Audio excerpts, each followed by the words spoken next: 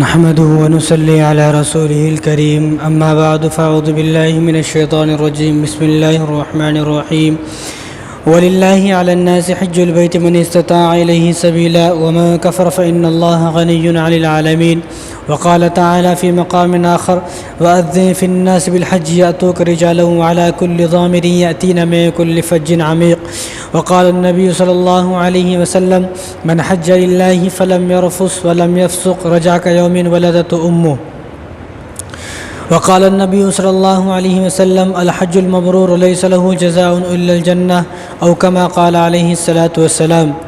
میرے محترم دوستو، عزیز ساتھیو، یہ جو مہینہ ہے یہ ذی قعدہ کا مہینہ ہے، اور یہ جو مہینے ہیں ان مہینوں کے بارے میں اللہ تبارک و تعالیٰ نے قرآن کریم کے اندر فرمایا الحج اشہر معلومات۔ یہ جو مہینے ہیں یہ حج کے مہینے ہیں، یعنی ان مہینوں میں لوگ حج پر روانہ ہوتے ہیں، حج کو جاتے ہیں۔ شوال کا مہینہ، ذی قعدہ کا مہینہ اور ذی الحج کے شروع کے 10 دن یہ حج کے مہینے ہیں۔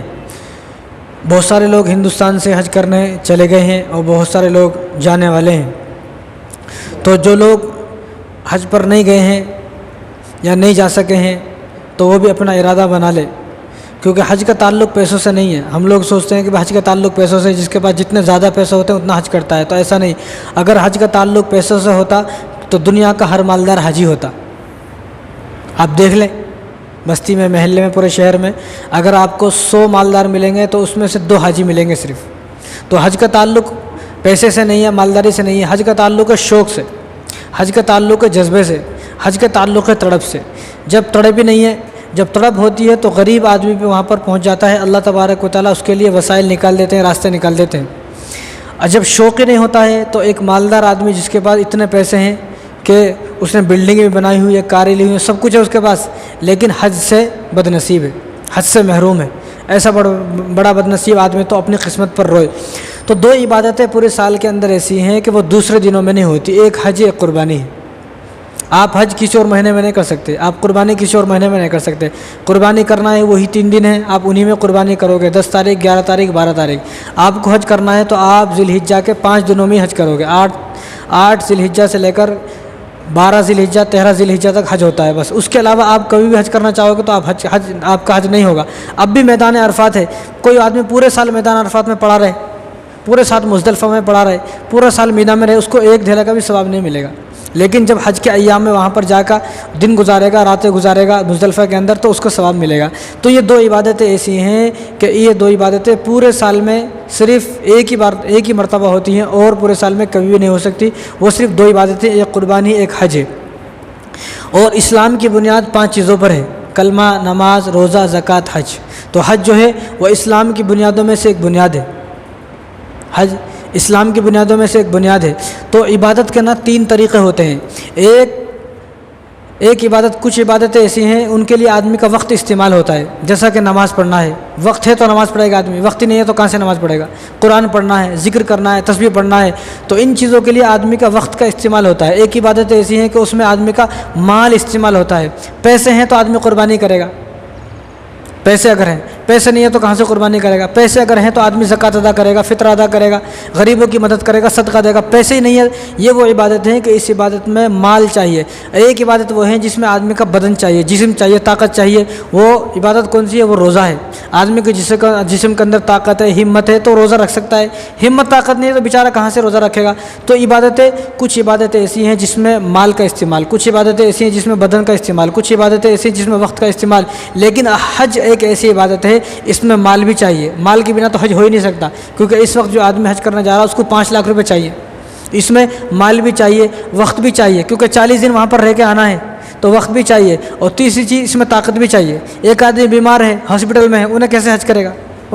تو یہ عبادت ایسی ہے کہ اس عبادت میں مال بھی چاہیے، طاقت بھی چاہیے، ہمت بھی چاہیے، اور اس میں وقت بھی چاہیے، اس میں تینوں چیز چاہیے۔ تو حضرت ابراہیم علیہ السلام نے بیت اللہ شریف کی تعمیر فرمائی۔ جب بیت اللہ شریف کی تعمیر سے آپ فارغ ہو گئے تو اللہ تبارک و تعالیٰ نے اعلان کیا، اور اس سے پہلے حضرت ابراہیم علیہ السلام نے دعا کی، فَجَعَلَ أَفْئِدَةً مِّنَ النَّاسِ تَهْوِي إِلَيْهِمْ وَارْزُقْهُم مِّنَ الثَّمَرَاتِ لَعَلَّهُمْ يَشْكُرُونَ۔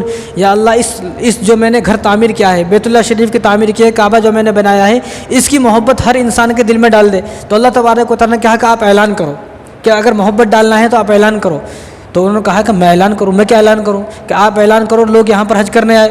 انہوں نے کہا کہ اللہ کیسی باتیں کر رہے ہیں آپ، یہاں تو آج تو وہاں پر لوگ رہتے ہیں، اس زمانے میں کون رہتا تھا؟ کون بھی نہیں رہتا تھا. تو یہاں پر تو کون بھی نہیں ہے، صرف پہاڑ ہیں، کالے پہاڑ، کالی رات، نہ لائٹ نہ کچھ، میں کیسے اعلان کروں؟ تو اللہ نے کہا آپ اعلان کریں. اعلان کرنے کا کام آپ کا ہے، لوگوں کو دور دراز سے لے کر آنا یہاں ہمارا کام ہے. تو ابراہیم علیہ السلام نے اعلان کیا، 4000 سال پہلے، لوگ آج تک وہاں پر جا رہے ہیں. تو ابراہیم علیہ السلام نے کیا اعلان کیا؟ وَأَذِّن فِي النَّاسِ بِالْحَجِّ يَأْتُوكَ رِجَالًا وَعَلَىٰ كُلِّ ضَامِرٍ يَأْتِينَ مِن كُلِّ فَجٍّ عَمِيقٍ. آپ اعلان کریں کہ لوگ یہاں پر حج کرنے آئیں گے، لوگ یہاں پر دوڑ کر آئیں گے، پیدل چل کر آئیں گے، سواریوں پر آئیں گے، اور اپنی دبلی پتلی اونٹنیوں پر یہاں پر بیٹھ کر آئیں گے. کیوں دبلی پتلی اللہ نے کیوں کہا؟ اس لیے کہا کہ لوگ جب دور سے آئیں گے تو ان کی اونٹنیاں چلتے چلتے چلتے یہاں تک دبلی ہو جائیں گے، کیونکہ بیت اللہ شریف کہاں ہے؟ یہاں سے 4000 کلومیٹر ہے. تو جب لوگ اپنے مقام سے یہاں پر آئیں گے تو ان کی اونٹنیاں اونٹوں پر آئیں گے، کیونکہ گھوڑا جو ہے نا بہت تیزی سے سفر کرتا ہے لیکن لانگ سفر نہیں کرتا ہے. اونٹ آہستہ آہستہ آہستہ سفر کرتا ہے لیکن بہت لمبا سفر کرتا ہے. تو اونٹنیوں پر جب لوگ آئیں گے تو ان کی اونٹنیاں پتلی دبلی ہو جائیں گی.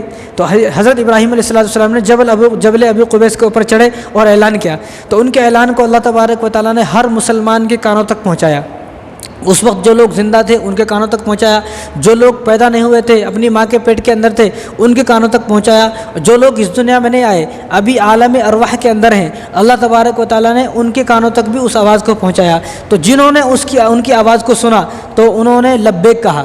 جن لوگوں نے، جن روحوں نے عالم ارواح کے اندر ہو چاہے دنیا کے اندر ہو، تو جنہوں نے حضرت ابراہیم علیہ السلام کی آواز کو سنا تو انہوں نے لبیک کہا. تو جس آدمی نے جتنی مرتبہ لبیک کہا یا جس عورت نے جتنی مرتبہ لبیک کہا وہ اتنی ہی مرتبہ حج کرے گا جتنی مرتبہ کہا.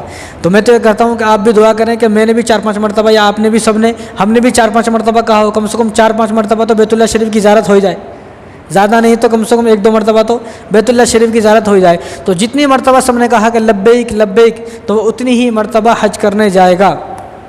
اور حج جو ہے نا وہ زندگی میں صرف ایک ہی بار ہے. اللہ تعالیٰ بار بار نہیں بلا رہے، اللہ تعالیٰ صرف ایک ہی بار بلا رہے، اور یہ حج کرنا فرض ہے. وَلِلَّهِ عَلَى النَّاسِ حِجُّ الْبَيْتِ مَنِ اسْتَطَاعَ إِلَيْهِ سَبِيلًا، کہ جس آدمی کے پاس سواری ہو، سفر کے لیے سامان ہو، اور جس آدمی کے پاس اتنے پیسے ہوں کہ ان پیسے سے وہاں پہنچ جائے پھر واپس آ جائے. تو جس آدمی کے پاس اتنا مال ہو، دولت ہو، پیسہ ہو، ہمت ہو، قوت ہو، سواری ہو سفر کے لیے، اتنا کھانا خرچہ ہو، اور آنے تک اس کے جو گھر والے ہیں ان کے پاس اتنا کھانا موجود ہو کہ وہ اس کے آنے تک کھا لے، تو اس آدمی کے اوپر حج فرض ہے.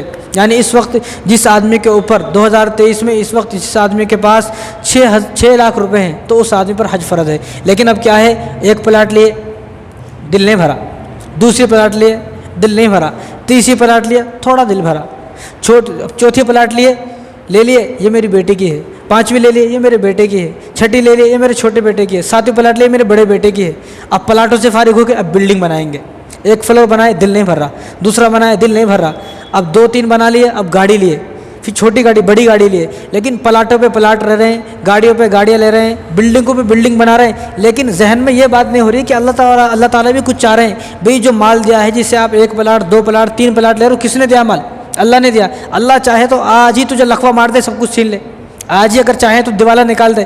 بہت سارے لوگ آپ نے بھی اپنی آنکھوں سے دیکھو گے، ہم نے بھی دیکھو گے، چند مہینے پہلے مالدار تھے، آج ان کے پاس کچھ بھی نہیں ہے. چند سال پہلے بہت زیادہ امیر تھے، آج ان کے پاس کچھ بھی نہیں ہے. دیوالا نکل گیا، کاروبار ٹھپ ہو گیا، برباد ہو گیا، دکانوں میں آگ لگ گئی، ختم، کچھ نہیں بچا ہے. تو یہ مال اللہ نے دیے ہیں. اللہ تعالیٰ یہ کہنا چاہ رہے ہیں کہ جب میں نے تمہیں مال دیا ہے تو اس مال سے آؤ، ایک بار میرے گھر میں آؤ، میرے گھر کو بھی ایک مرتبہ دیکھو. جو میں نے ایسا گھر کہ جس گھر کو ہر نبی گئے ہیں، کوئی نبی ایسے نہیں ہے 1.25 لاکھ نبی میں سے جو نبی بیت اللہ شریف کو نہ گئے ہوں. حضرت آدم علیہ السلام کو اللہ تبارک و تعالیٰ نے ہندوستان کے اندر اتارا، یہاں سے وہ 300 مرتبہ بیت اللہ شریف حج کرنے پیدل گئے ہیں آدم علیہ السلام. اور حضرت حضور صلی اللہ علیہ وسلم تو وہیں پر پیدا ہوئے. تو جہاں میرے نبی پیدا ہوئے، جہاں میرے نبی 53 سال رہے، اس جگہ کو دیکھنے کا ہمارا حق ہے نہیں ہے. تو جس آدمی کے پاس نہیں ہے مال، چلو وہ تو مجبور ہے، لیکن جس آدمی کو اللہ نے دیا ہے تو وہ آدمی اگر حج کرنے نہیں جاتا ہے، بیت اللہ شریف کی زیارت کرنے نہیں جاتا، وہ بڑا گنہگار ہے. اور آگے اللہ تعالیٰ نے فرمایا وَلِلَّهِ عَلَى النَّاسِ حِجُّ الْبَيْتِ مَنِ اسْتَطَاعَ إِلَيْهِ سَبِيلًا وَمَنْ كَفَرَ فَإِنَّ اللَّهَ غَنِيٌّ عَنِ الْعَالَمِينَ. جس نے انکار کر دیا، یعنی حج کرنے سے انکار کیا، پیسے حج نہیں کر رہا، یہ انکاری تو ہے، پیسے ہیں لیکن حج نہیں کر رہا ہے تو انکار ہے. ومن کفر، جس آدمی نے انکار کر دیا، حج نہیں کر رہا ہے. ومن کفر فإن اللہ غنی عن العالمین. وہ آدمی سن لے، اللہ کو تیری ضرورت نہیں ہے، تجھے اللہ کو ضرورت ہے. بھئی اللہ کو ہماری ضرورت تھوڑی ہے، ہمیں اللہ کی ضرورت ہے۔ بھئی آدمی نے گھر بنایا، مجھے میرے گھر کی ضرورت ہے، میرے گھر کو میری ضرورت نہیں ہے، گھر میں تالا لگا دو کہیں بھی چلا جا، یہ تھوڑی گھر روئے گا چیخے گا چلائے گا، بلکہ گھر میں نہیں جا رہا ہوں تو میں چیخوں گا چلاؤں گا کہ میرے گھر پہ کس نے قبضہ کر لیا ہے۔ تو اللہ کو ہماری ضرورت نہیں ہے، ہمیں اللہ کی ضرورت ہے۔ تو اللہ تعالیٰ خود فرما رہے ومن کفر فإن اللہ غنی عن العالمین، جو آدمی حج سے انکار کر دے، حج نہ کرے، وہ سن لے، وہ یاد رکھ لے، وہ اپنے دماغ پہ لکھ لے، اپنے دل کی تختی پہ لکھ لے، میں پوری دنیا سے بے نیاز ہوں، پورے عالم سے بے نیاز ہوں، پورے لوگوں سے بے نیاز ہوں، مجھے کسی کی ضرورت نہیں ہے، بلکہ تم لوگوں کو میری ضرورت ہے کہ تم میرے پاس آؤ۔ تو اس وقت 2023 میں جس آدمی کے پاس 6 لاکھ روپے بینک میں موجود ہیں سیونگ، تو ایسے آدمی پر سب سے پہلے حج کرنا فرض ہے، تو ایسا آدمی سب سے پہلے حج کرے۔ تو مسلم شریف کی روایت ہے، ابو ہریرہ رضی اللہ تعالیٰ عنہ سے رسول اللہ صلی اللہ علیہ وسلم نے فرمایا کہ ابو ہریرہ، اللہ تبارک و تعالیٰ نے تم لوگوں پر حج کو فرض فرما دیا ہے، اور آگے فرمایا کہ من اراد الحج فلیتعجل، جو آدمی حج کا ارادہ کر لے اس کو چاہیے کہ وہ جلد سے جلد حج کرے، ورنہ شیطان بھیکا دیتا ہے۔ بہت سارے لوگ ارادہ کرنے چلو میں کسی کو 100 روپے دوں گا، پھر شیطان ایک دم ذہن میں ڈالتا ہے ارے اس کو لوگ دیتے رہے، اس کو کیا دینے کا، چھوڑو۔ تو اس لیے حضور نے فرمایا کہ من اراد الحج فلیتعجل، جو آدمی حج کا ارادہ کر لے اس کو چاہیے وہ جلد سے جلد حج کرے۔ ترمذی شریف کی روایت ہے، عبداللہ بن عمر رضی اللہ تعالیٰ عنہ نے رسول اللہ صلی اللہ علیہ وسلم سے پوچھا کہ رسول اللہ وہ کون سی چیزیں ہیں کہ جن سے آدمی کو اوپر حج فرض ہو جاتا ہے، وہ کون سی چیزیں ہیں؟ تو حضور نے صرف 2 چیزیں ارشاد فرمائی، سامان سفر، اتنا مال ہو، اتنا سامان ہو، اور اس کے پاس کھانا خرچہ اتنا ہو کہ یہاں سے لے کر مکہ چلا جائے اور مکہ سے واپس یہاں پر آ جائے، ایک چیز۔ دوسری چیز اس کے پاس سواری ہو، راستے کے استعمال کے لیے اتنا مال ہو، دوسری چیز اس کے پاس سواری ہو۔ یہ 2 چیزیں جس کے پاس ہیں اس آدمی کے اوپر اللہ تبارک و تعالیٰ نے حج کو فرض فرما دیا ہے۔ اب ایک آدمی جائے اور پوچھے کہ بھائی کتنا خرچہ آ رہا، پوچھے گا تو معلوم ہوگا کہ 5 لاکھ روپے خرچہ آ رہے ہیں حج پہ، اور اس کے بعد 6 لاکھ روپے ہیں، تو اس آدمی کے اوپر حج فرض ہو گیا، پلاٹ بعد میں لے گا۔ پلاٹ بعد میں اس لیے لے گا کہ رسول اللہ صلی اللہ علیہ وسلم ارشاد فرمایا کہ یہ نسائی شریف کی روایت ہے، عبداللہ بن مسعود رضی اللہ تعالیٰ عنہ سے حضور نے فرمایا کوئی آدمی حج کرنے کے بعد فقیر نہیں ہوتا ہے، کوئی آدمی حج کرنے کے بعد غریب نہیں ہوتا ہے، حج کرنے کے بعد جب آدمی آئے گا دیکھے گا وہ مالدار ہو جائے گا۔ تمہاری مالداری کو حضور نے فرمایا کہ حج اس طرح ختم کرتا ہے جس طرح لوہے کو بھٹی میں ڈالتے ہیں تو اس کا زنگ ختم ہو جاتا، سونے اور چاندی کو جس طرح بھٹی میں ڈالنے سے اس کا میل و کچل ختم ہو جاتا ہے، لوہے کو آگ میں ڈالنے سے اس کا زنگ ختم ہو جاتا ہے، اسی طرح کوئی آدمی حج اور عمرہ کرتا ہے تو حج عمرہ کرنے سے اس کا غربت بھی اسی طرح ختم ہو جائے گی، اس کی غربت ایسی ختم ہو جائے گی۔ اور میں کہتا ہوں کہ 1400 سال ہو گئے، آج تک کوئی ایک آدمی ایسا ڈھونڈ کر لے کے آئے 1400 سال سے جو آدمی یہ بولے کہ میں نے حج کیا، عمرہ کیا، اور میں حج کرنے کے بعد عمرہ کرنے کے بعد غریب ہو گیا، کوئی بھی نہیں ہے، نہ کوئی ڈھونڈ سکتا ہے، نہ ایسا ہے کوئی۔ 1400 سال یہ چیلنج ہے میرا، کوئی ایک آدمی ایک ایسا دکھائے یا خود بولے یا کسی کو، ہاں کوئی آدمی اپنی بد مزاجی کی وجہ سے، اپنی بد اخلاقی کی وجہ سے اس کو کاروبار چلانا نہیں آیا، یا اپنے جو ہے کرتوتوں کی وجہ سے غریب ہو گیا، وہ الگ بات ہے، لیکن اللہ تبارک و تعالیٰ نے اس کو حج کرنے کے بعد اتنا مال دے دیا ہے۔ حج کب فرض ہوا؟ حج فرض ہوا 9 ہجری میں۔ دیکھو رسول اللہ صلی اللہ علیہ وسلم نبی بنے، آپ صلی اللہ علیہ وسلم نبی بننے کے بعد 21 سال کے بعد حج فرض ہوا، 21 سال کے بعد۔ آپ صلی اللہ علیہ وسلم مکے میں ہیں 13 سال، حج فرض نہیں ہوا، مدینے میں آئے حج فرض نہیں ہوا، 9 ہجری ہے اب حج فرض ہوا۔ اسی سال جب حج فرض ہوا تو آپ صلی اللہ علیہ وسلم نے جب حج کا ارادہ کیا تو آپ کا حج کا ارادہ نہیں بن سکا، جب نہیں بن سکا تو حضور صلی اللہ علیہ وسلم نے حضرت ابوبکر کو لیا اور حضرت ابوبکر کو فرمایا کہ تم صحابہ کو لے کے جاؤ حج کرو، میں بعد میں دیکھوں گا۔ تو جب اس سال 9 ہجری کے اندر ابوبکر گئے حج کر کے آئے، اگر حضور چاہتے تو ٹال دیتے تھے، لیکن حضور سے فرمایا ٹالنا نہیں، کیونکہ میرے پاس تو موقع نہیں ہے، اس وقت جو ہے ایسے حالات نہیں تھے، تو وہ حالات کیا ہیں وہ بتائے تو پھر اور لمبا ٹائم ہوتا، اتنا وقت نہیں ہے۔ تو اگلے سال جب 10 ہجری آئی تو رسول اللہ صلی اللہ علیہ وسلم خود تمام صحابہ کو لے کر 1.25 لاکھ صحابہ کو لے کر حج کرنے گئے ہیں۔ اس لیے یاد رکھیں کہ آپ صلی اللہ علیہ وسلم نے ایک حج کیا ہے، 4 عمرے کیے ہیں، حضور نے 4 عمرے کیے ہیں، اور جن میں سے 3 عمرے حضور نے اس مہینے میں کیے ہیں، جو یہ مہینہ اب چل رہا ہے ذی القعدہ کا مہینہ، 3 عمرے اس مہینے میں ذی القعدہ کا مہینے میں کیے ہیں، اور ایک عمرہ حضور صلی اللہ علیہ وسلم نے حج کے ساتھ کیا ہے۔ تو حضور نے 1.25 لاکھ صحابہ کے ساتھ حجۃ الوداع جس کو بولتے ہیں، حجۃ الوداع جس حج کو بولتے ہیں آخری حج، حضور نے 1.25 لاکھ صحابہ کے ساتھ 10 ہجری میں حج کیا، اور اس کے بعد حضور صلی اللہ علیہ وسلم آئے اور 3 مہینے کے بعد آپ کی وفات ہو گئی، ربیع الاول میں آئے اور ربیع الاول میں آپ کی وفات ہو گئی، ذی الحجہ میں جو ہے 10 ہجری کو آپ نے حج کیا۔ تو حضور صلی اللہ علیہ وسلم نے ایک حج کیا ہے اور 4 عمرے کیے ہیں۔ لیکن آج مسلمانوں کے پاس بہانے بہت ہیں، آج مسلمان جو نا ہر چیز میں بہانے لگاتے، ہر چیز میں بہانے لگاتے۔ بعض لوگ یہ بہانے لگاتے ہیں کہ ہمارے خاندان میں سے تو کوئی جاتا چ نہیں نا مول صاحب، ہمارے یہاں ماحول نہیں ہے حج کرنے کا، فلم دیکھنے کا بڑا ماحول ہے آپ کے یہاں پر، شادی میں پیسے اڑانے کا بڑا ماحول ہے آپ کے یہاں پر, سنیما ہال میں جا کے فلم دیکھنے کا ماحول ہے, لیکن حج کرنے کا ماحول نہیں ہے. ایسے بھی بہت سارے لوگ ہیں جو بولتے ہیں ہمارے خاندان میں سے, اس لیے میں بولتا ہوں کہ بھائی تم شروعات کرو, تم جب شروعات کرو گے تمہارے دیکھا دیکھ لوگ دوسرے حج کریں گے, ان سب کا ثواب تمہیں ملے گا. بعض لوگ بہانے لگاتے ابھی تو میں گھر بناؤں گا, ابھی تو میں مکان بناؤں گا, ابھی تو مجھے بلڈنگ بنانا ہے, کاروبار بنانا ہے, دکان بنانا ہے. بٹ ٹھیک ہے وہی بنا لیں گے, لیکن وہ بنانے سے پہلے اگر موت آ گئی تو پھر کیا کرو گے؟ بعض لوگ یہ سوچتے ہیں کہ ابھی تو میری بیٹی ہے, بیٹے, ان سب کی شادی کروں گا, ان کو کاروبار لا کے دوں گا, ان کو یہ کروں گا وہ کروں گا جب حج کرنے جاؤں گا. اور بھائی اس سے پہلے اگر موت ہو گئی تو آپ کو حساب دینا پڑے گا. جس وقت آدمی کے پاس اتنے پیسے ہو جائیں کہ جن پیسوں سے وہ حج کر سکتا ہو, اس کو چاہیے کہ سب سے پہلے حج کرے. آپ سے یہ پوچھا جائے گا. اور دوسری بات, کچھ لوگ کیا بہانے لگاتے ہیں, پہلے میں نماز تو پڑھ لوں, ابھی تو میں نمازوں کو پابند نہیں ہوا بھائی, پہلے میں نمازوں کی پابندی کر لوں, ذرا داڑھی رکھ لوں, کرتا پاجامہ پہن لوں, ذرا میں مول صاحب بن جاؤں, اس کے بعد حج کرنے جاؤں گا.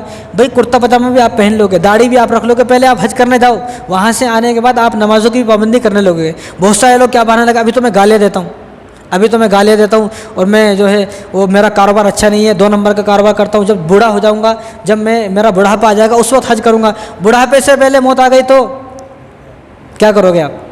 بڑھاپے سے پہلے بھی موت آتی ہے, ایسا نہیں ہے. اور حج تو جوانی کا کام ہے.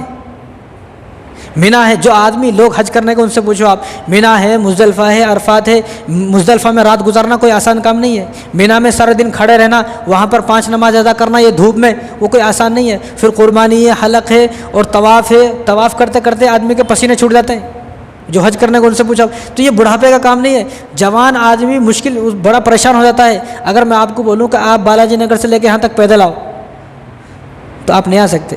آؤ گے تو آپ کی حالت خراب ہو جائے گی, آپ پورے پسینے میں تربتر ہو جاؤ گے پانی پیتے ہوئے, اور وہاں کوئی سایہ نہیں ہے, آپ کو پانی نہیں پینا ہے. آپ جو ہے کس طرح طواف کرو گے, آپ کو پانی کہاں سے پیو گے؟ آپ اتنے 50 لاکھ کا مجمع حج کرنے گیا, آپ کو اتنی فرصت ہی کہاں ہے کہ آپ پانی پینے جاؤ گے؟ جب تک آپ پانی پینے جاؤ گے آپ کا طواف رہ جائے گا, آپ بھول جاؤ گے کتنے طواف ہوئے, آپ پیچھے رہ جاؤ گے. تو وہاں تو کتنا مشکل کام ہے. تو لوگ یہ سوچتے ہیں تو بڑھاپے کا کام ہے, جب میں بوڑھا ہو جاؤں گا جب حج کروں گا. تو یہ تو جوانی کا کام ہے. آدمی ارادہ کرے مجھے جوانی میں اگر اللہ نے مال دے دیا ہے تو جوانی میں ہی حج کروں گا, جوانی میں ہی حج کر کے جوانی میں ہی اپنے اللہ کو راضی کر لوں گا, تاکہ بڑھاپے تک اس کا اثر رہے.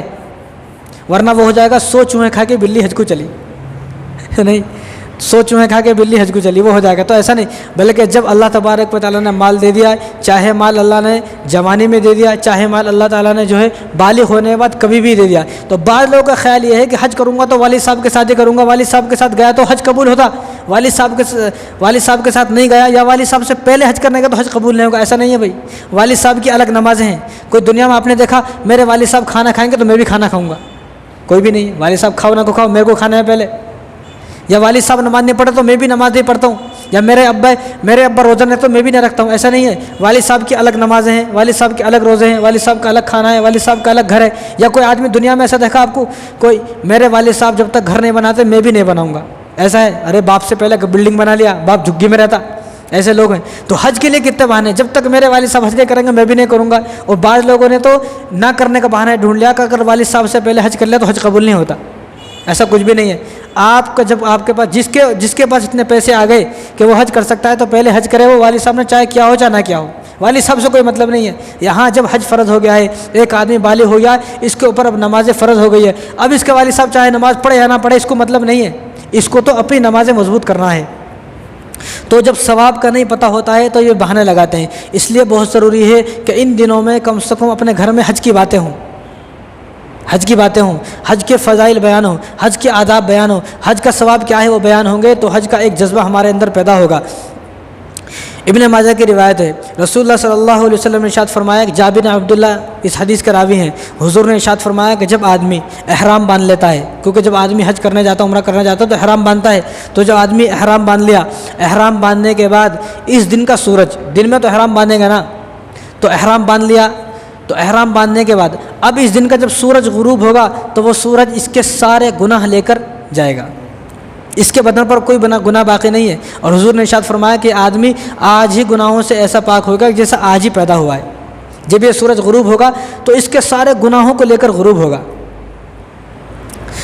ترمذی شریف کی روایت ہے, حضرت سہل بن سعد رضی اللہ تعالیٰ عنہ اس حدیث کے راوی ہیں, حضور نے ارشاد فرمایا کہ ایک حاجی جب تلبیہ کہتا ہے, लब्बैक अल्लाहुम्मा लब्बैक लब्बैक ला शरीका लक लब्बैक इन्नल हम्दा वन निअमत लक वल मुल्क ला शरीका लक। जब हाजी एहराम बांधने के बाद ये तलबिया पढ़ता है तो इसके इस तरफ दाएं तरफ जितने भी पेड़ हैं, पौधे हैं, दरख्त हैं, झाड़ हैं वो, और इधर जितने भी पेड़ हैं, पौधे हैं, झाड़ हैं, चरिंदे हैं, परिंदे हैं, दुनिया के आखिर तक, इधर भी दुनिया के आखिर तक, इधर भी दुनिया के आखिर तक, वो सब के सब इसके साथ इस जुमले को पढ़ते हैं और वो सब के सब इसके लिए मग़फ़िरत की दुआएं करते हैं। सिर्फ तलबिया पढ़ का एहराम बांधा और तलबिया पढ़ लिया।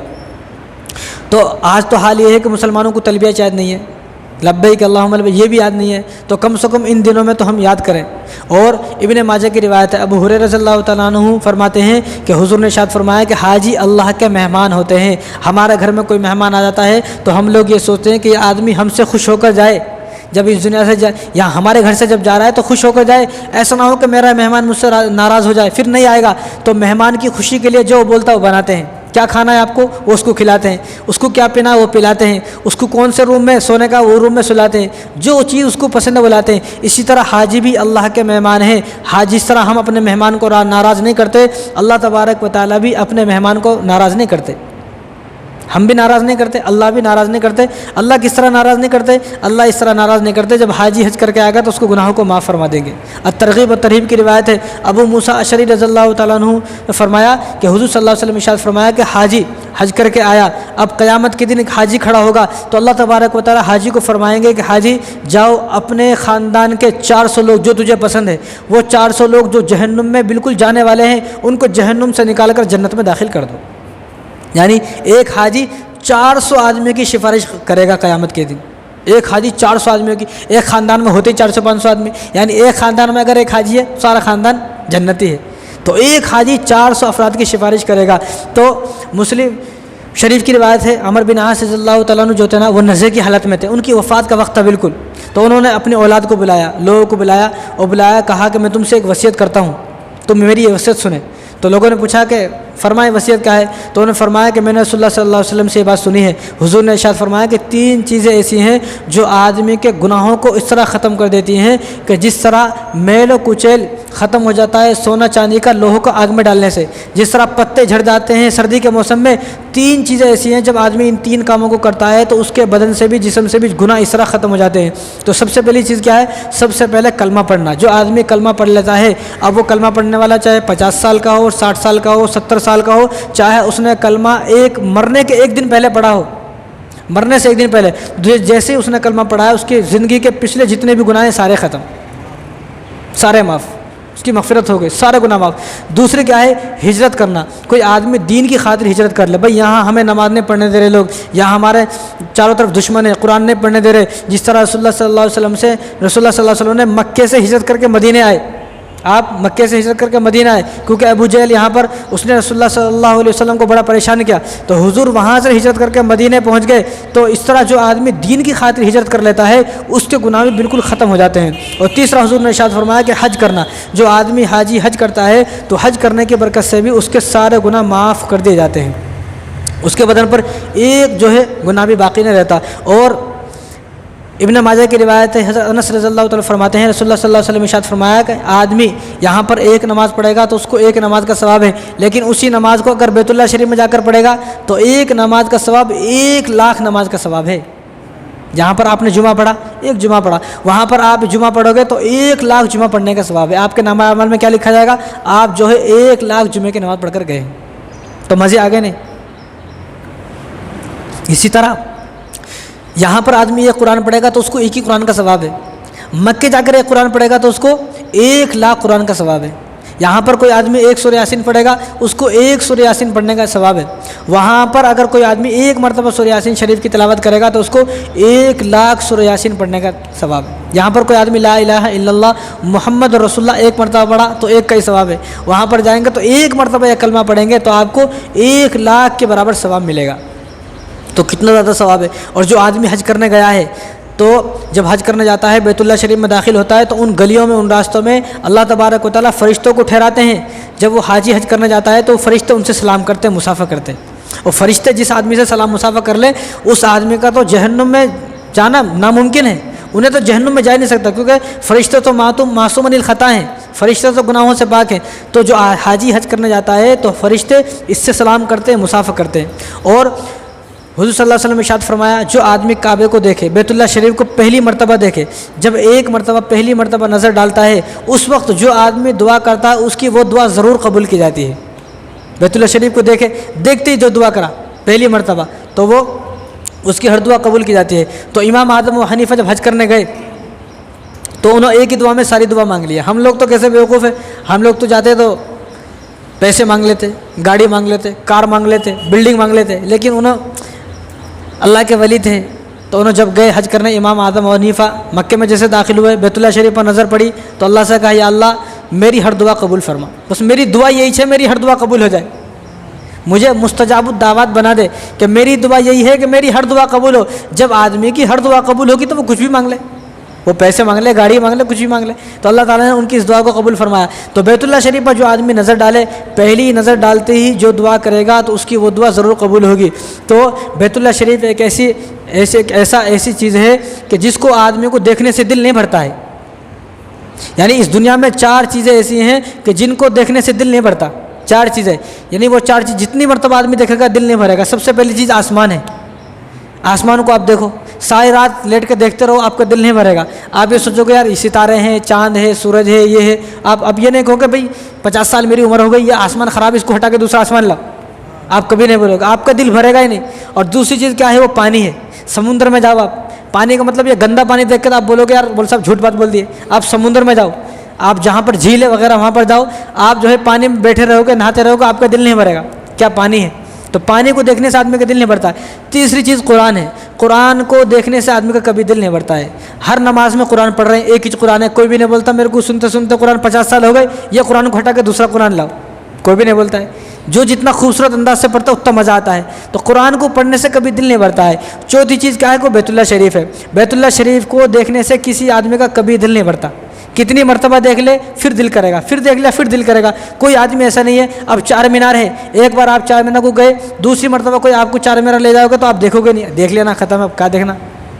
وہ کتنے لوگ ایسے ہیں جو حیدرآباد میں رہنے کے باوجود بھی کبھی 4 مینار نہیں دیکھے، جو ایک مرتبہ دیکھ لیتا انہیں بھی دوبارہ دیکھتا نہیں، دیکھ لینا بھائی جانا دو۔ لیکن بیت اللہ شریف ایک ایسی جگہ ہے، ایک مرتبہ دیکھ لے تو پھر دوبارہ دیکھنے کا دل کرتا ہے، پھر دیکھیں، کبھی دل بھرتا ہی نہیں۔ جب وہاں سے آدمی کے 40 دن پورے ہو جاتے ہیں اور جب اپنے گھر کی طرف لوٹتا ہے تو کوئی آدمی ایسا نہیں ہے جو سیدھا وہاں سے آ جاتا ہو، بلکہ یوں اس کو دیکھتے دیکھتے چلتا ہے آدمی، چہرہ بیت اللہ شریف کی طرف رہتا ہے اور پورا بدن ادھر رہتا ہے، لیکن ادھر روتا ہوا، اور وہاں سے جو ہے اس کی آنکھوں میں آنسو ہوتے ہیں اور سب کچھ بھول جاتا ہے آدمی، روتا ہوا آنکھوں میں آنسو لیتے ہوئے، اور بیت اللہ شریف کی یادوں میں اس طرح مگن ہو جاتا ہے کہ وہاں جا کر آدمی سب کچھ بھول جاتا ہے۔ تو یہ 4 چیزیں ایسی ہیں کہ ان 4 چیزوں کو دیکھنے سے آدمی کو دل نہیں بھرتا۔ کیوں؟ یہ وہ چیز ہے، یہ بیت اللہ شریف وہ ہے کہ جس کے اوپر اللہ تبارک و تعالیٰ کی تجلیات اور رحمتیں برستی رہتی ہیں۔ اب بیت اللہ شریف کی طرف ہم نماز پڑھ رہے ہیں تو اس کا مطلب یہ نہیں کہ بیت اللہ کو، یہ بیت اللہ شریف کی طرف اس لیے نماز پڑھ رہے ہیں کہ وہاں پر اللہ تبارک و تعالیٰ کی تجلیاں برستی ہیں، اور وہاں پر روزانہ 120 رحمتیں نازل ہوتی ہیں بیت اللہ شریف پر۔ 60 رحمتیں اس پر نازل ہوتی ہیں جو آدمی طواف کر رہا ہے، 60 نعمتیں جو آدمی طواف کر رہا ہے اس پر نازل ہوتی ہیں، اور 40 رحمتیں اس پر نازل ہوتی ہیں جو بیت اللہ شریف کے سامنے نماز پڑھ رہا ہے، اور 20 رحمتیں اس پر نازل ہوتی ہیں جو خالی بیٹھ کے بیت اللہ شریف کو دیکھ رہا ہے، خالی بیٹھ کے دیکھ رہا ہے، بس کچھ بھی نہیں کر رہا، خالی دیکھ رہا ہے۔ تو خالی جو آدمی دیکھے گا بھی اس پر بھی اللہ تبارک و تعالیٰ کی تو ایک رحمت کسی پر نازل ہو جائے تو بیڑا پار۔ یہاں پر تو ہر لمحہ 20 رحمتیں اس پر نازل ہو رہی ہیں جو خالی دیکھ رہا ہے بیت اللہ شریف کو۔ اور سعید بن مسیب رحمۃ اللہ علیہ تو فرماتے ہیں کہ بیت اللہ شریف کو دیکھنے سے ہی سارے گناہ معاف ہو جاتے ہیں، جو آدمی بیت اللہ شریف کو صرف دیکھ لے اس کے سارے گناہ معاف۔ اسی طرح ابو سعید مدنی رحمۃ اللہ علیہ بہت بڑے بزرگ کو فرماتے ہیں کہ بیت اللہ شریف کو، کعبے کو دیکھنے سے آدمی کے گناہ اس طرح جھڑ جاتے ہیں جس طرح سردی کے موسم میں درخت کے پتے جھڑ جاتے ہیں۔ اور ابو سعید مدنی رحمۃ اللہ نے فرمایا، گھر میں کوئی آدمی نفل نماز پڑھ رہا ہے، گھر میں کوئی آدمی نفل نماز پڑھ رہا ہے اور ایک آدمی بیت اللہ شریف کے سامنے بیٹھ کر صرف بیت اللہ کو دیکھ رہا ہے تو دونوں برابر ہیں۔ نفل عبادت کرنا اور بیت اللہ شریف کو صرف دیکھنا دونوں برابر ہے۔ اسی طرح عطار رحمۃ اللہ علیہ فرماتے ہیں، کعبے کو دیکھنا ایسا ہے، بیت اللہ شریف کو دیکھنا ایسا ہے جو آدمی رات میں عبادت کر رہا ہے، دن میں روزے رکھ رہا ہے اور دن میں لوگوں کی مدد کر رہا ہے۔ ایک آدمی رات میں عبادت کرتا ہے، دن میں روزے رکھتا ہے، لوگوں کی مدد بھی کرتا ہے۔ ایک وہ آدمی جو بیت اللہ شریف کے سامنے بیٹھ کر صرف بیت اللہ کو دیکھ رہا ہے تو دونوں برابر ہیں، دونوں برابر ہیں۔ اور عطار رحمۃ اللہ علیہ جگہ فرماتے ہیں کہ بیت اللہ شریف کو ایک مرتبہ دیکھنا 1 سال کی نفل عبادت کے برابر ہے۔ کوئی آدمی 1 سال تک نفل عبادت کرتا رہے اور ایک آدمی صرف بیت اللہ کو دیکھ رہا ہے، کعبہ شریف کو دیکھ رہا ہے، تو دونوں برابر ہیں۔ ابراہیم نخعی رحمۃ اللہ علیہ فرماتے ہیں کہ کعبے کو دیکھنا، ایک آدمی کعبے کو دیکھ رہا ہے کعبے میں بیٹھ کر، اور ایک آدمی کعبے سے باہر عبادت کر رہا ہے، یہ دونوں برابر ہیں۔ کعبے سے باہر ایک آدمی بیت اللہ شریف سے مکے سے باہر عبادت کر رہا ہے، چاہے وہ کیسی عبادت کر رہا ہو، اور ایک آدمی صرف بیت اللہ شریف میں بیٹھ رہا ہے اور اس کو دیکھ رہا ہے، صرف دیدار کر رہا ہے، کہ دونوں برابر ہیں یہ۔ اور جو آدمی حج کرنے گیا، آج کل تو ہمیں شوق ہی نہیں ہے، شوق رہے گا تو جائیں گے نا، تو میں اس لیے کہتا ہوں کہ مالدار آدمی نے بھی جانے سے انکار کیا، غریب آدمی نے بھی جانے سے انکار کیا، حج سے انکار کیا۔ اب مالدار آدمی کیسے انکار کرے گا؟ مالدار آدمی حج سے اس طرح انکار کر رہا ہے کہ اس کے پاس مال ہے لیکن انہیں حج کرنا نہیں چاہ رہا، انہیں تیاری نہیں کر رہا، کوشش نہیں کر رہا، پیسوں سے اتنی زیادہ محبت ہے کہ سوچتا ہے کہ 1 لاکھ سے 2 لاکھ ہو جائے، 3 لاکھ ہو جائے، 4 لاکھ ہو جائے، لیکن حج میں کروں گا، حج بھی کر لوں اور بیت اللہ شریف کا دیدار کر لوں، زیارت کر لوں، یہ بات ذہن میں نہیں آ رہی ہے۔ تو مالدار آدمی کوشش نہ کر انکار کر رہا ہے۔ غریب آدمی کس طرح انکار کر رہا ہے؟ غریب آدمی انکار کر رہا ہے دعا نہ کر، اس کے اندر جذبہ نہیں ہے، شوق نہیں ہے، تڑپ نہیں ہے۔ تو غریب آدمی انکار کر رہا ہے کس طرح؟ کہ اس کو شوق نہیں ہے، جذبہ نہیں ہے۔ دیکھو، حج کا تعلق پیسوں سے نہیں ہے، حج کا تعلق مال سے نہیں ہے۔ ہم لوگ یہ سوچتے ہیں حج کا تعلق مال سے، اگر حج کا تعلق مال سے ہوتا تو دنیا کا ہر مالدار حاجی ہوتا۔ نہیں تو آپ سروے کر لیں، آپ ڈھونڈ لیں، آپ دیکھ لیں کہ آپ 100 مالداروں کو دیکھیں، ان 100 مالداروں میں سے 2 مالدار آپ کو ایسے ملیں گے جنہوں نے حج کیا ہے، ورنہ پوری دنیا گھوم لیے، اوٹی گھوم لیے، سنگاپور گھوم لیے، گوا گھوم لیے، بمبئی گھوم لیے، پورا ہندوستان چھان مارے اور سنگاپور چھان مارے، سب کچھ دیکھ لیے، لیکن نہیں گئے تو بیت اللہ شریف کو نہیں گئے، کیونکہ محبت نہیں ہے۔ اللہ تعالیٰ سے محبت ہے، اس بات کا ثبوت دے ہر مسلمان کہ اللہ نے جب اتنا مال دیا ہے، کہ اللہ تعالیٰ نے مال اگر کسی کو دیا ہے اتنا کہ وہ حج کر کے آ سکتا ہے، تو اللہ تعالیٰ کا مال دینے کا مقصد یہ ہے کہ تم میرے گھر کو آئے۔ لیکن یہاں پر 1 پلاٹ سے 2 پلاٹ بنا لیے، 3 پلاٹ بنا لیے، شادی کر دیا، گھر بنا لیے، بلڈنگ بنا لیے، گاڑی لے لیے۔ بھائی گاڑی کے بنا بھی آپ کی زندگی گزر سکتی ہے، 20 لاکھ کی گاڑی لے لی، حج نہیں کرے، اور حج زندگی میں ایک ہی بار ہے، قربانی ہر سال ہے، زکوٰۃ ہر سال ہے، فطرہ ہر سال ہے، روزے ہر سال ہے، لیکن یہ ایک واحد عبادت ایسی ہے جو زندگی میں صرف ایک بار ہے۔ ہر سال گاڑی بدل رہے ہیں، ہر سال گھر بدل رہے ہیں، ہر سال جو ہے نئی چیزیں گھر میں بدل رہے ہیں، سب کچھ لا رہے ہیں، لیکن زندگی میں ایک بار حج کرنا اللہ نے کہا ہے، لیکن حج کرنے کو تیار نہیں ہے۔ تو غریب آدمی کس طرح حج کا انکار کر رہا ہے؟ غریب آدمی دعا ہی نہیں کر رہا، غریب آدمی کو شوق ہی نہیں ہے۔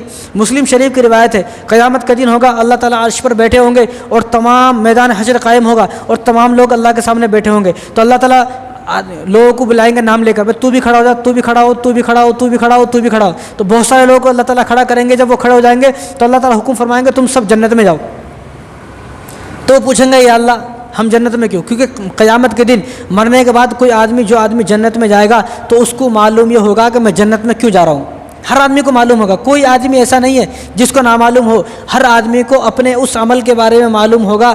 آج بھی آپ نے بہت سارے واقعات سنے ہوئے ہیں، یا بہت سارے لوگ جو جنت میں چلے گئے تو ان سے پوچھتے ہیں کہ آپ کس عمل کی بنا پر جنت میں آئے، تو انہیں بتاتے ہیں میرا یہ عمل ہے، تو وہ بھی اللہ سے پوچھیں گے یا اللہ ہمارا کون سا ایسا عمل ہے جس عمل کی بنا پر ہم جنت میں جا رہے ہیں، کون سا ایسا عمل ہے؟ تو اللہ تعالیٰ ان کو فرمائیں گے تمہارے حج کرنے کی وجہ سے جنت میں جا رہے ہو۔ کہ اللہ حج، ہم کب حج کریں؟ ہم تو چنا پور سے باہر نہیں نکلے، ہم تو کبھی زندگی میں حیدرآباد سے باہر نہیں گئے، انڈیا سے کبھی باہر نہیں گئے، ہم لوگ حج کب کریں؟ تو اللہ تعالیٰ فرمائیں گے کہ جب لوگ حج کرنے جاتے تھے، جب حاجی حج کرنے جاتے تھے تو دل تڑپتا تھا نہیں تڑپتا تھا؟ کہ اللہ دل تڑپتا تھا، دل روتا تھا نہیں؟ اللہ روتا تھا، آنکھوں سے آنسو نکلتے تھے، اللہ آنکھوں سے آنسو نکلتے تھے، روتے تھے، روتا تھا، میں بہت روتا تھا۔ تو ٹھیک ہے، دعا کرتے تھے تو دعا بھی کرتے تھے، جب لوگ حج کرنے جاتے تھے یہ تڑپتے تھے، آنسو نکلتے تھے، روتا تھا، تو اس دعا کا، اس رونے کا، اس تڑپ کا جتنی مرتبہ وہ تڑپا، جتنی مرتبہ اس نے دعائیں کی حج کے موسم میں، اتنے ہی حج اللہ تبارک و تعالیٰ نے اس کے نامہ اعمال میں لکھ دیے۔ کتنے حج؟ آج کل تو ہمیں معلوم ہو جائے کہ ہماری بستی سے کوئی حج کرنے جا رہا، جان تو جمع کا کرنے کا ہے، حالانکہ حضور نے کیا فرمایا؟ حضور نے دعا کیا اللہ تو حاجی کی بھی مغفرت فرما، اور حاجی جس کا نام لے کر دعا کرے اس کی بھی مغفرت فرما، حاجی کی مغفرت، اور حاجی جس کا نام لے کر دعا کرے اس کی مغفرت۔ اور جو کوئی حاجی حج کرنے جا رہا ہے اس کو بولے بھائی، اس کو بولے کہ میرا نام لے کر وہاں پر حج کرے، وہ دعا کرے۔ جب آدمی نام لے کر وہاں پر دعا کرے گا تو اللہ تعالیٰ مغفرت فرما دیں گے۔ لیکن ہمیں شوق نہیں ہے، پہلے لوگ حج کرنے جاتے تھے تو انہیں روتا ہوا جاتا تھا، روتا ہوا آتا تھا، اور اس کو دیکھ کر لوگوں کی زندگی بھی بدلتی تھی۔ اب ویسا نہیں ہے. اب دنیا بھر کے قرضہ کر لے کے، بہنوں کی وراثت کھا کے، بھائی کا حق دبا کے، لوگوں کی زمینوں پر قبضہ کر کے، 2 نمبر کر کے، سب کام کر کے، ان سب کام کر کے حج کرنے گیا تو دیکھنے والوں کو بھی اثر نہیں ہوتا. دیکھنے والے بھی کیا بولتا، جا رہا ہے تو جانے تو بھی ہمارا کیا کرنے کا ہے. تو اللہ تعالیٰ فرمائیں گے کہ تم سب حج کو جاؤ. کیوں جانا ہے حج میں؟ حج اس لیے تم حج کی بنا پر ان کے نامہ اعمال میں حج لکھے ہوئے ہیں. کیوں؟ کبھی ہندوستان سے باہر نہیں گیا لیکن آج نامہ اعمال میں حج لکھے ہوئے ہیں. کیوں؟ کیونکہ جب لوگ حج کرنے جاتے تھے تو انہیں روتا تھا، اس کا دل تڑپتا تھا، انہیں بھی پریشان ہوتا تھا کہ کسی طرح میں بھی حج کروں. تو اللہ تبارک و تعالیٰ نے جتنی مرتبہ دنیا کے اندر رہ کر اس نے دعائیں کی ہیں، اتنی حج اللہ تبارک و تعالیٰ نے اس کے نامہ اعمال میں حج لکھ دیے ہیں. تو اللہ تعالیٰ نے ان کو جنت میں داخل فرما دیا. تو جو حج کا ثواب تو بہت سارا ہے، اتنا وقت ہوتا نہیں ہے. لیکن اس وقت اگر کسی آدمی کے پاس 6 لاکھ روپے ہیں، 6 لاکھ روپے ہیں اس کی سیونگ، اگر وہ حج نہیں کرتا ہے تو وہ گنہگار ہے. وہ حج کرے، اس کے اوپر حج فرض ہے. گاڑی پہ گاڑی لے لیے، بنا گاڑی کے آپ کی زندگی گزر سکتی ہے. بھئی ایک آدمی کے پاس پوری زندگی بائک ہے، بائک پہ زندگی گزار دیا، بائک پہ بھی زندگی گزر سکتی ہے. تو تیری بھی کار کے بنا زندگی گزر سکتی ہے، کار لینے کی ضرورت نہیں ہے. ایک آدمی کرائے پر اپنی زندگی گزار سکتا ہے تو تیری بھی اپنے ایک مکان میں زندگی گزر سکتی ہے. لیکن ایک مکان لیے، 2 گھر بنائے، 3 گھر بنائے، 1 کار لیے، 2 کار لیے، بلٹ لیے، رویل لیے، انفیلڈ لیے، بریزا لیے، یہ لیے، وہ لیے، ٹاٹا سب لے لیے، لیکن حج کرنا توفیق نہیں ہو رہا. تو آدمی سوچے کہ اللہ تعالیٰ مجھ سے کتنا ناراض ہے کہ اللہ مجھے اپنا گھر بلانا ہی نہیں چاہتے. میرے پاس مال ہے پھر بھی میں حج کرنے نہیں جا رہا ہوں. اس کا مطلب یہ ہے کہ اللہ کو میں پسند نہیں ہوں، میرا مال اللہ کو پسند نہیں ہے. اگر اللہ کو میرا مال پسند ہوتا تو اللہ تعالیٰ مجھے بلاتے، اللہ تعالیٰ مجھے بلاتے. تو حضور صلی اللہ علیہ وسلم نے ارشاد فرمایا، من حج للہ فلم یرفث ولم یفسق رجع کیوم ولدتہ امہ. جو آدمی حج کیا اور حج کرنے میں کسی کو گالی نہیں دیا، کسی کو برائی نہیں سوچا اور سب سے معافی مانگ کر گیا، سب کا حق ادا کر گیا، جب وہ حج سے آئے گا تو اس طرح آئے گا کہ جس طرح آج ہی اپنی ماں کے پیٹ سے پیدا ہوا ہے. آج ہی اپنی ماں کے پیٹ سے پیدا ہوا، اس طرح وہ حج کر کے آئے گا. تو بہت سارے لوگ ایسے ہیں کہ جن لوگوں نے حج سے انکار کر دیا ہے. غریب آدمی تو وہ ہے جس نے حج سے انکار کر دیا، جو آدمی تیاری نہیں کرتا، جو دعا نہیں کرتا. مالدار وہ ہے جو کوشش ہی نہیں کر رہا پیسے ہونے کے باوجود. تو جو آدمی، اتنی سخت وعید ہے جو آدمی حج نہیں کرتا ہے، اتنی سخت وعید ہے، بہت سخت وعید ہے. رسول اللہ صلی اللہ علیہ وسلم ارشاد فرمائے، ترمذی کی روایت ہے، حضرت علی رضی اللہ تعالیٰ عنہ نے فرمایا کہ رسول اللہ صلی اللہ علیہ وسلم مجھ سے فرمایا کہ کسی کے پاس اتنا مال ہے کہ وہ ان مال سے، اس پیسے سے حج کر سکتا ہے، حج نہ کرے تو اس کو بتا دیا جائے، اس کی کانوں میں یہ بات نکال دیا جائے، اس کو کہہ دیا جائے، اس کو بول دیا جائے، اس کو بتا دیا جائے، یہ بات میری ان تک پہنچا دو کہ وہ جب مرے، چاہے وہ یہودی ہو کر مرے، چاہے نصارہ ہو کر مرے، ہماری اس کے اوپر کوئی ذمہ داری نہیں ہے. جس طرح ایک یہودی مر گیا، ایک عیسائی مر گیا، ایک غیر مسلم مر گیا، ہمارا اس سے کوئی فائدہ واسطہ ہے؟ بھئی ایک یہاں پہ غیر مسلم آ گیا مر گیا، اس کو جلا رہے، ہم وہاں جاتے؟ بھئی ہمارا کیا تعلق؟ ہمارا اس سے کوئی تعلق نہیں ہے. تو اس طرح حضور نے بھی فرمایا کہ ہمارا بھی اس سے کوئی تعلق نہیں ہے کہ جس آدمی کے اوپر حج فرض تھا لیکن وہ حج نہ کرے، ساری زندگی روزے رکھا، ساری زندگی نماز پڑھا، ساری زندگی زکوٰۃ دیا، ساری زندگی قربانی کیا، لیکن اتنے پیسے تھے حج بھی کر سکتا تھا لیکن حج نہیں کیا. تو حضور نے فرمایا کہ چاہے یہودی ہو کر مرے، چاہے نصارہ ہو کر مرے، چاہے عیسائی ہو کر مرے، کچھ بھی ہو کر مرے، ہماری اس کے اوپر کوئی ذمہ داری نہیں ہے، کچھ بھی ہو کر مرے. تو کتنی سخت وعید ہے. وہ آدمی فکر کرے جس آدمی کو اللہ نے اتنا مال دیا ہے کہ وہ حج کر سکتا ہے تو حج نہ کرے، اس آدمی وہ آدمی سوچے کہ یہ میرے اوپر کتنی بد نصیبی، کتنی محرومی کی بات ہے. در منصور میں ہے عبداللہ ابن عمر رضی اللہ تعالیٰ عنہ کے ارشاد ہے، انہوں نے فرمایا جو آدمی حج نہ کرے، اس کے پاس اتنا مال ہے حج کر سکتا ہو لیکن حج نہیں کرتا ہے، تو قیامت کے دن اس کی پیشانی پر کافر لکھا ہوگا. کافر کیا لکھا ہوگا؟ کافر. اب لوگ اس کو بولیں گے ابھی آپ تو نماز پڑھتے تھے، آپ تو جو ہے علامہ تھے، آپ تو بڑے ترم خان تھے، بڑے تیسما رکھا تھے دنیا کے اندر، یہ کیا ہوا کہ کافروں کی لائن میں ٹھہرے ہوئے ہو؟ تو بتایا جائے گا یہ آدمی وہ ہے کہ اس کے پاس پیسہ تھا، مال تھا، لیکن لوگوں کو بتانا نہیں تھا. یہ نہ سوچے آپ کسی کو پتہ نہیں ہے میرے پاس کتنے پیسے، اللہ کو سب پتہ ہے. آپ حج کرنے جاؤ گے تو لوگوں کے لیے نہیں، آپ حج کرنے جا رہے ہو اللہ کے لیے، تو اللہ کو سب پتہ ہے آپ کے اکاؤنٹ میں کتنے پیسے ہیں. اس وقت 2023 میں اگر کسی کے اکاؤنٹ میں 6 لاکھ روپے ہیں تو اس پر حج فرض ہے، کرے گا تو بہت اچھا ہے، نہیں کرے گا تو گنہگار ہوگا. تو عبداللہ ابن عمر کیا فرما رہے ہیں کہ اس کے پیشانے پر کافر لکھا ہوگا، وہ چھپائے گا لیکن اس کافر جو لکھا ہوگا اس کی اتنی روشنی ہوگی اس کے ہاتھوں سے بھی نہیں چھپے گی، وہ چھپاتا پھرے گا لیکن چھپے گا نہیں. تو کیا آپ یہ چاہتے ہو کہ میں نے پوری زندگی نماز پڑھی، پوری زندگی روزے رکھے، پوری زندگی قربانی کی، لیکن قیامت کے دن میرے چہرے پر کافر لکھا ہو؟ کوئی بھی نہیں چاہے گا. کون چاہے گا؟ تو اسی طرح عمر رضی اللہ تعالیٰ فرماتے تھے جس آدمی کے پاس اتنی استطاعت ہے، اتنی طاقت ہے، اتنی ہمت ہے، اتنا مال ہے، وہ حج کر سکتا ہو لیکن حج نہ کرے، اسی طرح مر جائے تو قسم کھا کر کہہ دو کہ یہ آدمی یہودی ہو کر مرا، عیسائی ہو کر مرا. کیا حالانکہ کہاں نماز پڑھ رہا ہے، 5 وقت کی سب کچھ کر رہا ہے، لیکن حضرت عمر کیا فرما رہے، قسم کھا کر کہہ دو کہ یہ آدمی عیسائی ہو کر مرا، یہودی ہو کر مرا. اتنی سخت وعید ہے. آج تو ہمارے ہندوستان میں حج کی باتیں نہیں ہوتی، حج کو ایک بوجھ سمجھتے ہیں. حج بھی کوئی بوجھ ہے، حج کو حالانکہ کتنے سارے جو ہے اس کے فضائل ہیں، اتنے فضائل ہیں کہ بتائے تو وقت ختم ہو جاتا ہے، لیکن وہ فضائل پورے نہیں ہوں گے۔ چل 2-4 میں فضائل بتا دیتا ہوں۔ حج کے فضائل، اگر کوئی آدمی مقام ابراہیم پر، تو سب سے پہلے آدمی احرام باندھتا ہے، تو احرام باندھنے کے بعد سب سے پہلا کام آدمی طواف کرے گا، تو ہر طواف جب کرے گا، طواف کے ایک قدم رکھے گا، تو طواف کا ایک قدم رکھتا ہے تو ہر قدم پر اس کے 70,000 گناہ معاف، 70,000 نہیں کیا اس کو مل رہی، اور اس کے 70,000 درجے بلند ہو رہے ہیں کیا طواف کرنے پر، اور ہر قدم رکھنے پر 500 سال وہ جہنم سے دور ہو رہا ہے۔ 7 چکر لگانے پڑتے ہیں طواف کے، 7 چکر، اور 7 چکر میں کتنے قدم ہوتے ہیں آپ گن بھی نہیں سکتے، تو ہر قدم پر 500 سال جہنم سے دور ہو رہا ہے۔ اب یہ اس کے ساتھ طواف ہو گئے، طواف پورا کر لیا، طواف پورا ہونے کے بعد مقام ابراہیم پر آ کر 2 رکعت نماز پڑھے گا، تو 2 رکعت جب نماز پڑھے گا تو اس کو کتنا ثواب ملے گا؟ صرف 2 رکعت پر، کہ اسماعیل علیہ السلام کی امت میں سے 4 غلام آزاد کرنا، یہ اس کو اتنا ثواب ملے گا۔ 4 غلام آزاد کرنا کوئی چھوٹی بات نہیں ہے، یہاں کوئی آدمی کسی کو 1 کلو چکن دینے تیار نہیں ہے تو غلام آزاد کہاں سے کرے گا؟ تو اسی طرح جب سواری پر چڑھا، سواری پر یہاں سے سوار ہوا، تو اس کے ہر قدم پر، اب ایروپلین میں جا رہا ٹھیک ہے، لیکن اس کے قدم کو گنا جائے گا، اس کے قدم کتنے ہوتے ہیں، تو ہر قدم پر اس کو 1 نیکی ملے گی، 1 گناہ معاف ہوگا، اور اس کا 1 درجہ بلند ہوگا ہر قدم پر۔ اور جب صفا مروہ کے درمیان دوڑے گا، دوڑ لگائے گا، صحیح کرے گا، تو اس کو ہر قدم پر 70,000 غلام آزاد کرنے کا ثواب ملے گا۔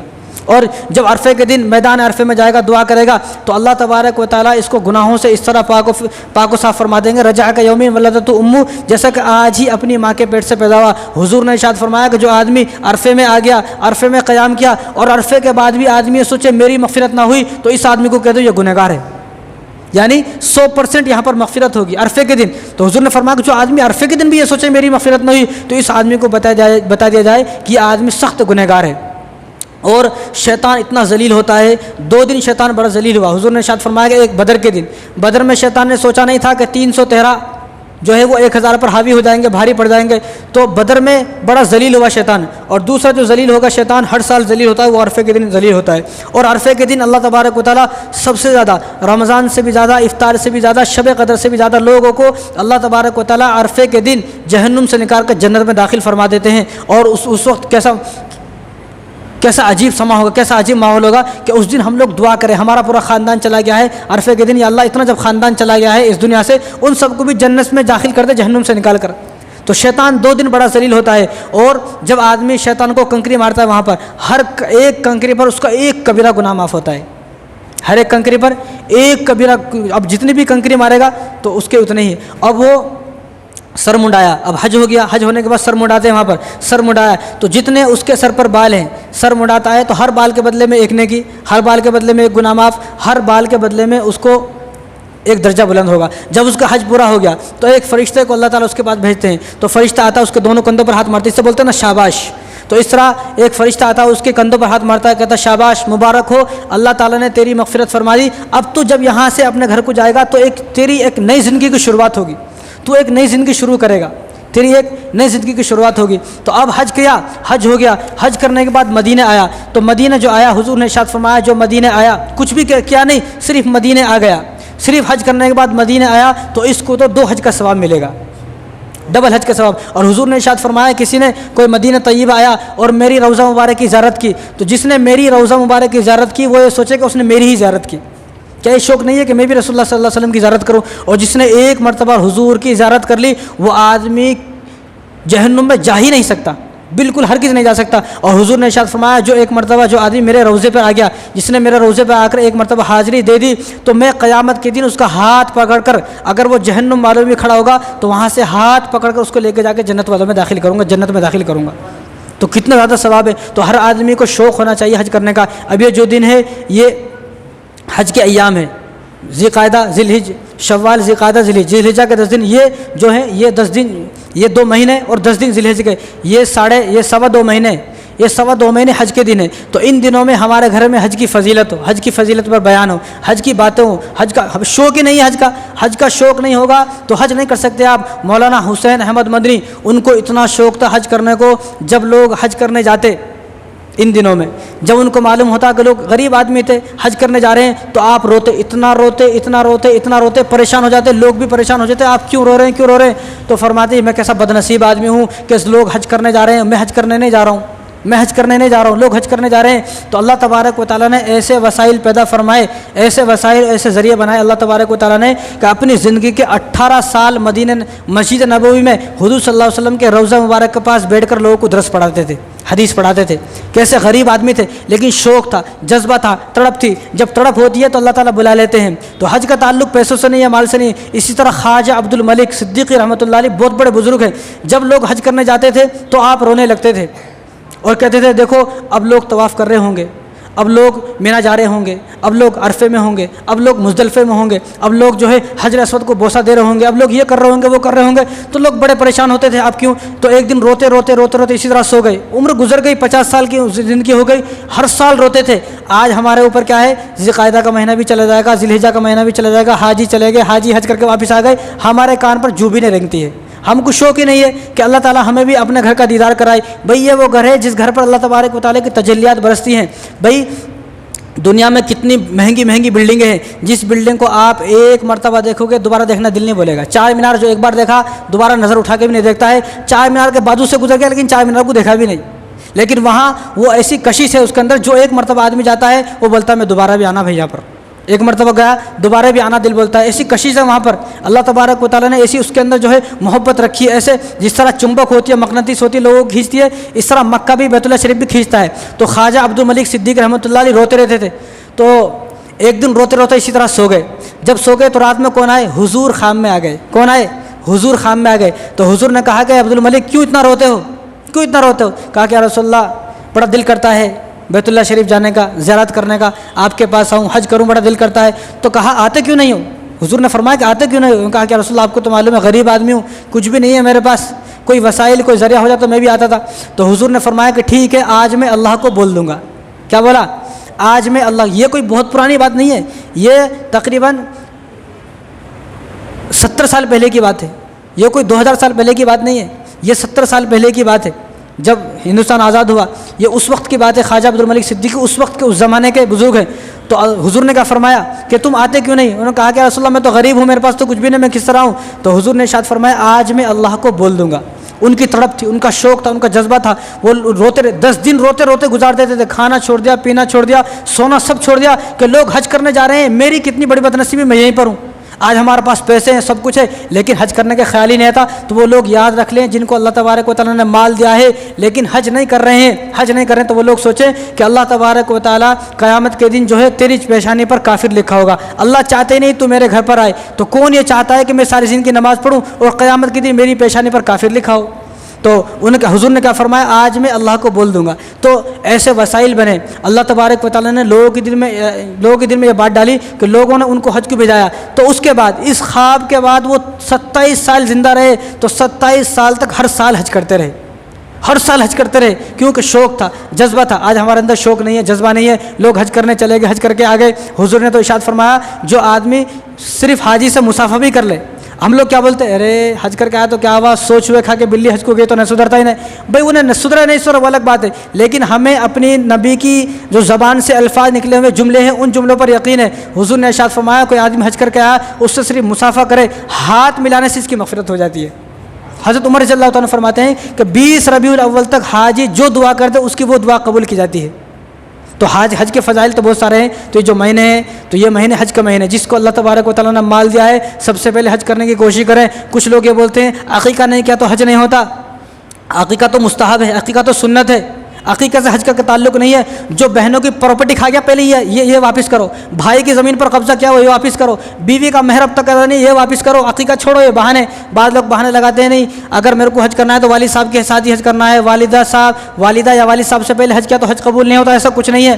آپ والد صاحب کی الگ نماز ہیں، ان کا الگ حج ہے، آپ کا الگ حج، آپ والد صاحب سے پہلے بھی حج کرنے جا سکتے ہو، آپ بنا عقیقے کے بھی حج کرنے جا سکتے ہو۔